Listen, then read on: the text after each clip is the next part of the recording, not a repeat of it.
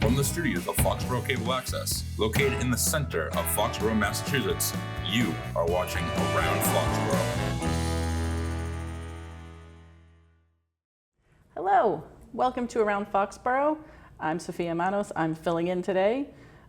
We've got a good show. We're going to be talking to one of the candidates for first Bristol state representative to replace the retiring Jay Barrows. So we'd like to welcome Kostas Loukos to the show.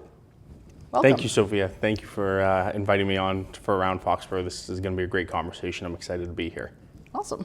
Thanks for your positivity. So right off the bat, just to get people interested in case they want to follow along, in addition to just me asking you questions, do you have a website you want to shout out or advertise? You could do this at the end, but why not start with it? Yeah, absolutely. So my website is votecostas.com. It's got a lot of great policy on there, a little bit about myself, my family, why I got into politics. There's, of course, also my Facebook page. Kostas Loukos for state representative, or if you want to use the @ sign, you can do @Kostas for state rep. That'll get you there a little faster and save you a couple of characters. Those are the only social medias that I'm using for campaigning. Just trying to keep it very simple and get to the chase. Keep it simple, not too many Snapchats Yes. needed for a political campaign, I would think. That's for sure. So on that, you mentioned that it tells about your platform and everything, but just to start off, maybe people get to know you a little bit better. Why are you running? Why are you running for state rep? Yeah, so a little bit of story time about myself here. Sure. This is kind of why I got into public service as in general. My older brother and I, we were both dyslexic. And when we were in elementary school, we were reading I was in the 3rd grade, my older brother was the 4th grade. I was reading at a 1st grade reading level. So we were 2 years behind the rest of our classmates. And as you can imagine, it made it difficult to participate in different classroom activities. And at the time, there was a rule that so long as school children were making the same type of educational growth as other members of their class, they didn't qualify for outside further assistance. The problem was we were 2 reading levels behind, so we needed that extra assistance to catch up and be able to be on the same wavelength as our classmates. I was fortunate enough to have a mother who was a great advocate, as well as my father, and they went into the school district and advocated for us. Ultimately, we had to go out of district and pay out of pocket, about $500 a week for tutoring services. We went twice a week to Rhode Island, and I'm really fortunate to have parents who are able to advocate for me and have the financial means to do so. That being said, I recognize that politics is tough, and not everyone has the time, the energy, or the money to be able to advocate for themselves. So I started looking into how I could get involved, and I decided to run for office at a young age, serve in municipal government in Mansfield, and try and be that advocate for people. When Representative Barrows announced his retirement, I decided that this is a great way for me to impact our community further and really do a fantastic job serving the community, especially now with all the issues that are facing our community, our Commonwealth, and the country as a whole. Great. That's really interesting. So that's a unique perspective to come from with the background of going through that in childhood. Do you think that helps influence? I mean, things have changed now. I would say even in you're fairly youthful, but even in that time frame, things have changed in more of a positive way for children. Absolutely. in most communities. But do you think that really was what the impetus was to push you? How do you feel about education now? Like what child services, educational practice? What are your thoughts on? Yeah, the programs we have? Well, being dyslexic and struggling in school really taught me the value of hard work, because reading a book that would take a normal student a day, or a short story a day, it would take me twice as long. So I really got a hard work ethic that way and really learned to get my nose down and study. I ended up going to Suffolk University and then ended up going to graduate school. So I ended up putting a really heavy emphasis on my education, and I would like to do so as the next state representative of the 1st Bristol District. That's actually one of my key platform policies, is expanding educational access, specifically in VOTEC education, because I recognize that not everybody has the ability to pay for college, to go to college, or even want to go to college. Right. So making sure we open up those pathways is important. Okay, great. So you mentioned that's one of your main policy or platform issues. So what are some of your other main policy issues and that get you up in the morning that make you really want to be running and doing this? Yeah, absolutely. Childcare, affordable childcare is one of those things. It takes a village to raise a kid, and I think that it's really important that we're allocating the proper amount of resources behind that. In the Commonwealth of Massachusetts, it costs on average $20,000 a year to send a kid to full-time daycare. Yeah. If we want to get specific numbers, it's $372 a week on average, which is a lot of money. So making sure that the state is allocating funds so that families who are struggling can be able to afford that, but not even just families who are struggling. $20,000 is a significant amount of your income. And I've been talking to people around Foxborough and Mansfield and Norton who have elected to leave their jobs to take care of their children because it is that expensive, and after taxes and benefits and other types of withholdings, they're getting basically a couple $100s a week, and it's not worth it for them. So making sure that we're bringing those funds, allocating those funds towards pre-K education is extremely important to me. And as a young person who plans on starting a family, that's something that's very important. My wife and I talk about it all the time and how expensive it is. So making sure that we take care of that is important for everyone in the district and the Commonwealth as a whole.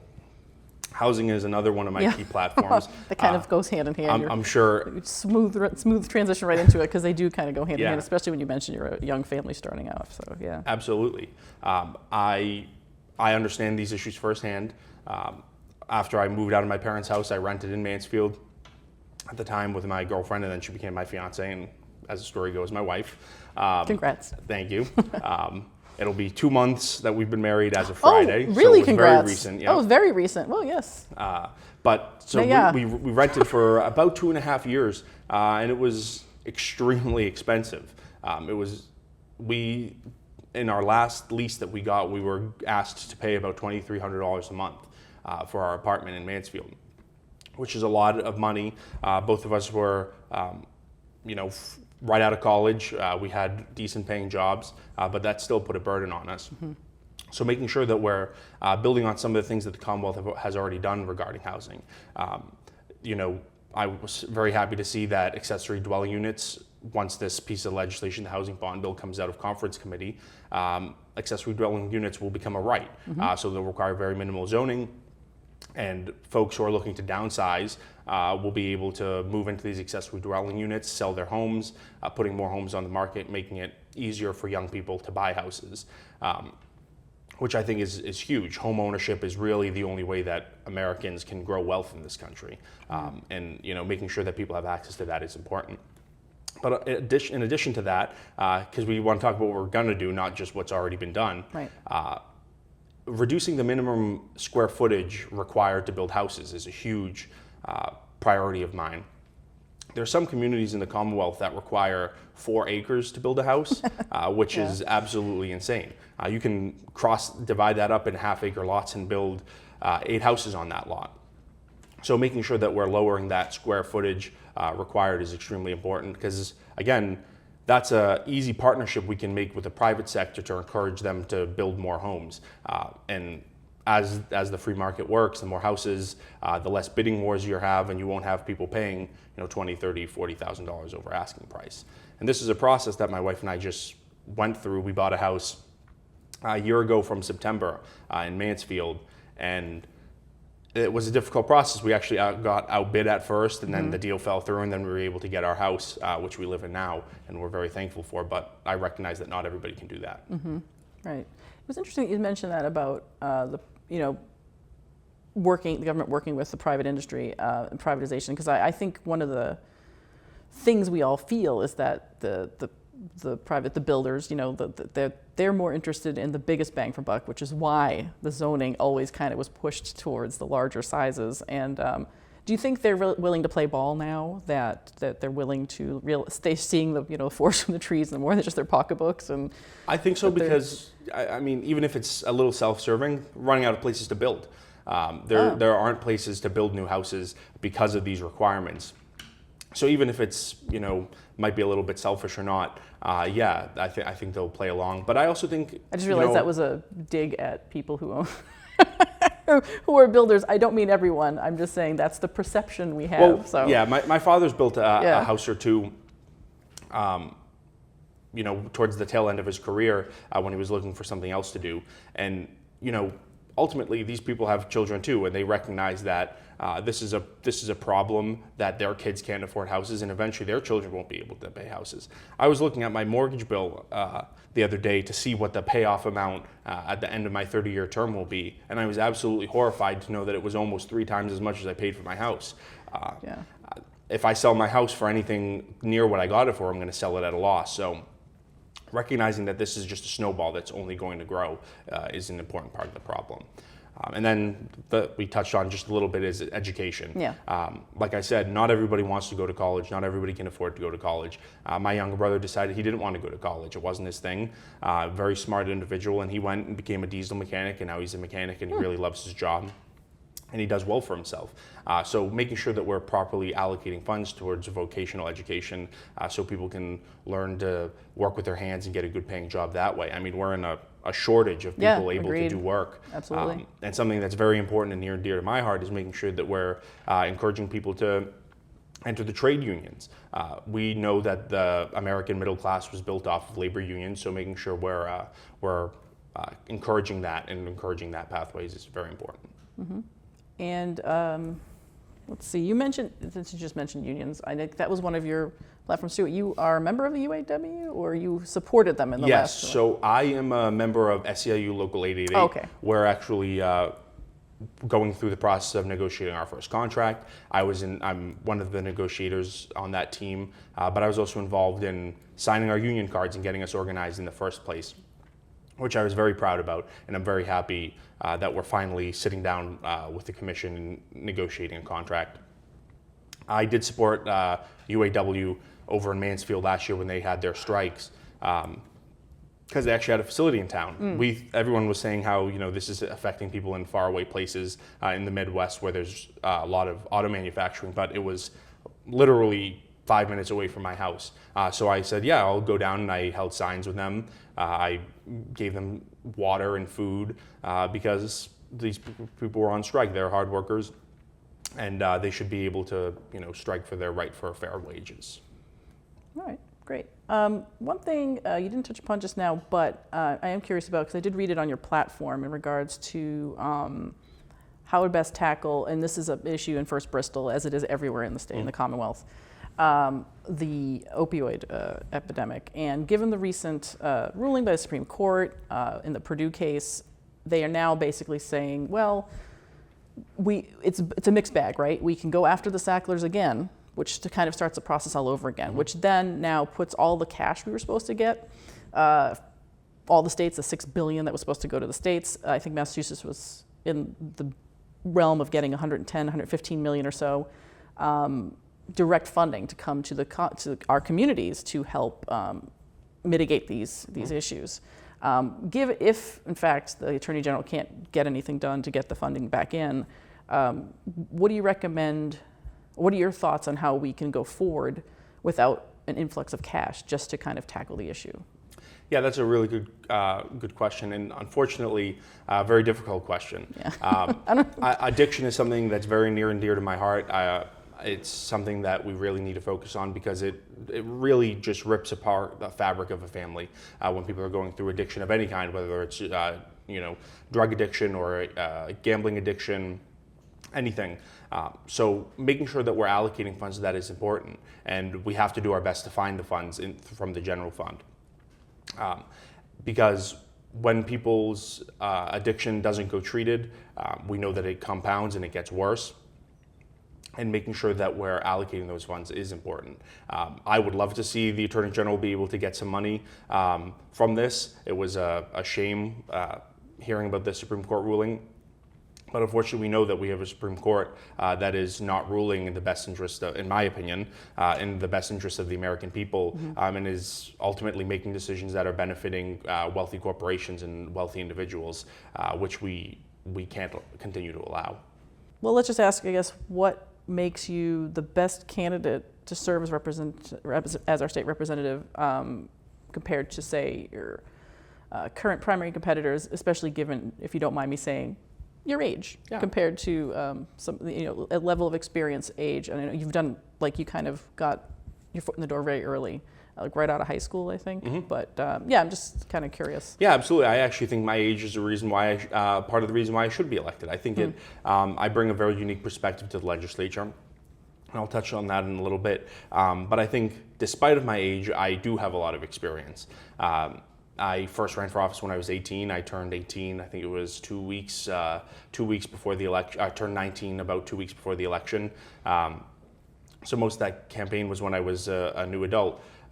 I then went on to serve on our Conservation Commission in Mansfield, fighting to protect our resource areas.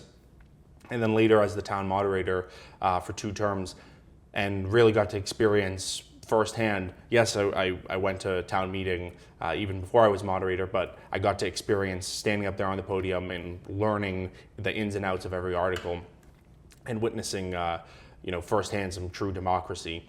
And then I last year ran for select board unsuccessfully, but I learned a lot in that race and spoke to a lot of stakeholders and really was able to expand on that.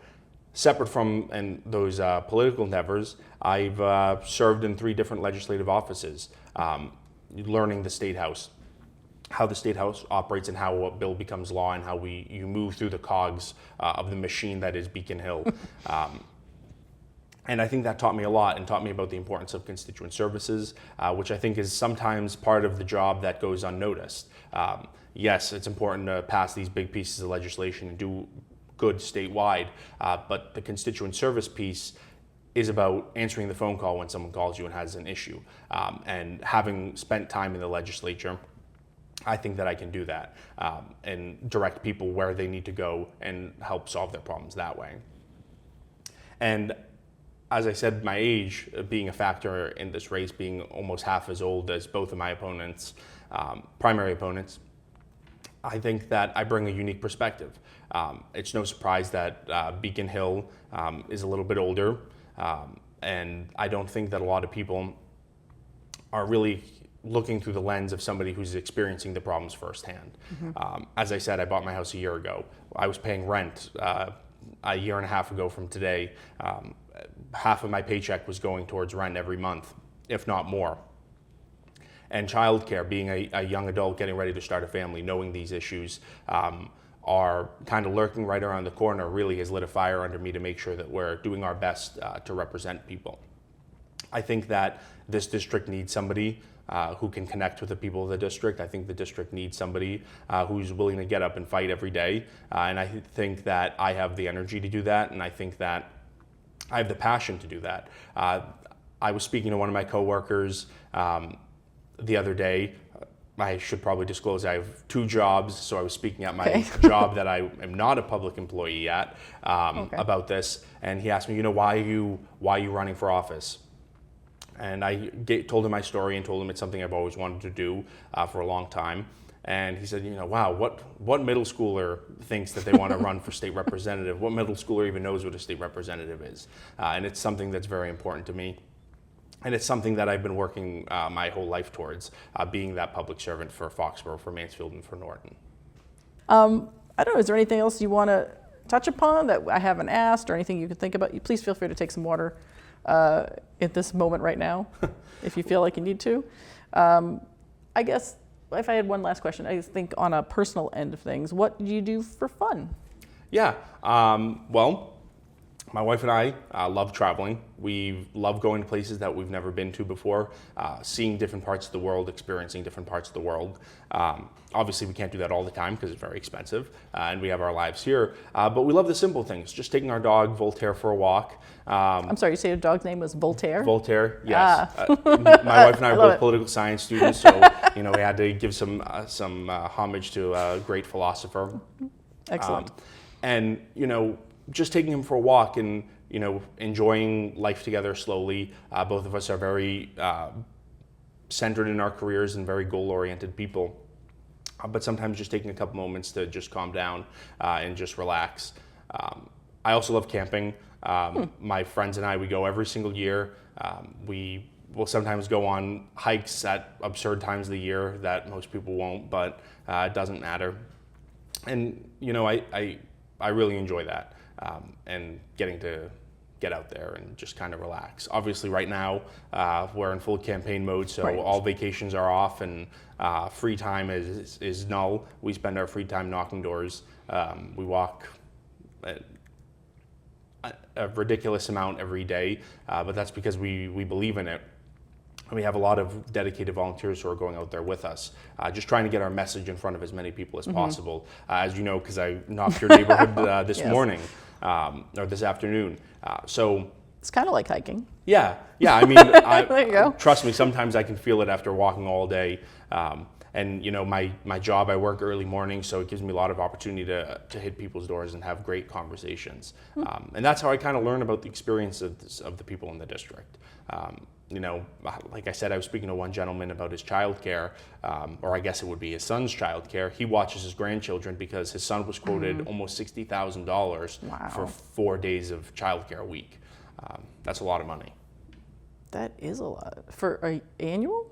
I assume that Yes, was. I yeah, didn't yeah, expect you yeah. to know the intricacies Yeah. of this man's life. I'm sorry. I just think, but yeah, it is kind of staggering when you think about it, and knowing that you're gonna potentially, not to seem like a prying grandma, going into this foray with your wife to perhaps start a family and having to deal with all the costs and everything like that. What about, and we have a few minutes left, and I kind of went to the fun stuff at the end, but now I'm looking at the time and I see we have a few bits left. So what about going back to education, about what is it you think, let's say, we do well in Foxborough, Mansfield, Norton, First Bristol so far for education? Yeah. I'm proud to say that I'm a product of Mansfield schools, public schools, and I think that our schools are fantastic in this area of the state. I think that we provide a very good education, and as I said, education has been something that's always been very important into my life. But there are limitations with that when it comes to state funding, so making sure that Mansfield, Foxborough, Norton are getting our fair slice of the pie so we can continue to provide that good education even when costs get high without overburdening our town services is extremely important, especially where Mansfield's voted in favor of the MBTA community zoning. We're gonna, in the next 10 years or so, we're gonna see an influx of students in the schools. So making sure we're continuing allocating funds to that is very important. As I said, I was a proud product of the Mansfield Public Schools, and I know a lot of people who went on and are doing really fantastic things all around the globe. They're teaching English as a second language to folks in countries, or they're engineers, or they're working in Capitol Hill, or whatever they're out there doing. I see them all the time on social media doing fantastic stuff, and it makes me really proud to be alumni of Mansfield, but alumni of the district, because I, having worked in Foxborough when I was in high school, know a lot of people who went to Foxborough High too, and they're all out there doing fantastic things as well. On the counter side to what we do well for students in these three communities, is there anything that hasn't come forward on Beacon Hill that you think is lacking, or something that you want to just focus in on if you should be so lucky to be elected? Yeah, absolutely. As I kind of touched on it during the positive, I don't think that our communities are getting their fair slice of the pie when it comes to funding. We're seeing that, Norton is obviously seeing that. They just had an override vote the other day, which failed. Mansfield, we were having gaps in our budget, so we needed to add an additional trash fee with the threat of an override next year. Making sure that we're getting our fair slice of the pie, so we're getting funds allocated to our communities appropriately based off of our needs. Obviously, we have some pretty large communities in the Commonwealth that are in need, but we have to make sure that we have a representative who's out there fighting to bring home funds. And I think that's obviously something that's important. Ultimately, throwing cash at a situation doesn't necessarily improve it, but in the case that we have some really strong administrators in the three school districts in the First Bristol district, I have faith that we'll be able to make sure that we're not having to eliminate positions in our schools, and making sure that we have up-to-date textbooks and licensing for computer programs that our students are using. And that's additionally another shift that I'd like to see in our public schools, is a little bit more technology oriented. it's the kind of the way the world is going. I, in my career, don't work with artificial intelligence or anything of the sort, but a lot of my friends do. Some friends who are in sales, who are in engineers, spend a lot of time on the computer using highly advanced programs that you don't even see until you're halfway through college. So introducing those to students at a young age so they're familiar with using that technology, I think will be important. But you need the funds to do that. You need the funds to pay a teacher to do that, and have the resources to get that licensing and those pieces of technology if the schools don't already have them. Excellent, thank you. And I guess just one last thing is if you can say whatever you want now. What was one last pitch, I guess, for yourself, for your candidacy? I don't know how much time I have because I'm kind of faced away from the camera. Maybe that's good for the nerves. But you're doing great. I just want to make a heartfelt message. I'm running for state representative because this is something that I truly believe in. My mom's father came to the United States in 1966. My father came to the United States in 1977. The first time he saw snow was the blizzard of '78, actually. Oh, wow. And my grandfather came to the United States with $126 in his pocket in a suitcase. Wow. $126 doesn't even buy you 3 tanks of gas. We're in a very expensive point in our nation's history, where it's expensive to pay for childcare, it's expensive to go to the grocery store, it's expensive to pay your rent. And as a young person, I'm experiencing these firsthand. I work 2 jobs, as I said, to help defray those costs as well as help fund this campaign, because I truly believe in a people-funded campaign and making sure that we're standing up to corporate interests and making sure that the people are the ones that are being represented. So my policies are all centered about uplifting our communities, because as cliche as the saying goes, we're only as strong as our weakest link.